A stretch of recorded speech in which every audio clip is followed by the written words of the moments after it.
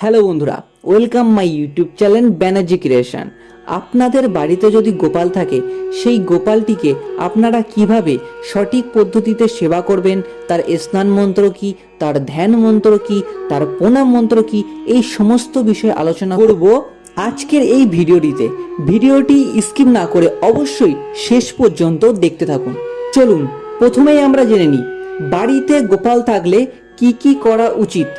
যে বাড়ি গোপাল থাকে সেই বাড়ি মানুষদের উচিত আগে গোপালকে স্নান করিয়ে ভোগ দেবার পর নিজেদের ভোগ গ্রহণ করা, এবং সেই ভোগে অবশ্যই যেন তুলসী পাতা দেওয়া থাকে। তুলসী পাতা যে ভোগে থাকে না সেই ভোগ কিন্তু গোপাল গ্রহণ করেন না।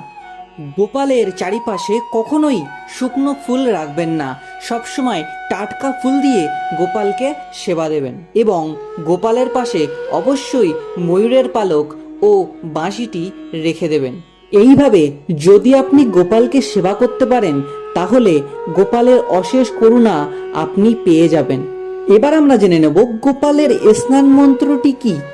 গোপালের স্নান মন্ত্র: ওং যজ্ঞায় যজ্ঞশ্রায় যজ্ঞপতায় যজ্ঞ সম্ভব গোবিন্দায় নমো নমঃ ইদং স্নানীয় জলং সমর্পয়ামি।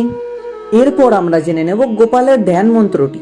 ওং নবীন নরদীক্ষামং নীনেন্দি বলোচনম বল্লভী নয়নন্দম বন্দে কৃষ্ণ গোপালং রূপিণং।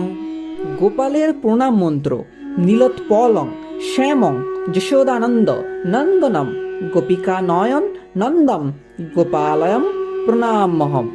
সব মন্ত্র যদি সবসময় বলা সম্ভব না হয়ে থাকে তাহলে ওম কৃষ্ণায় বাসুদেবায় নমঃ এই মন্ত্রটি 3 বার পাঠ করে আপনি পূজা দিতে পারেন।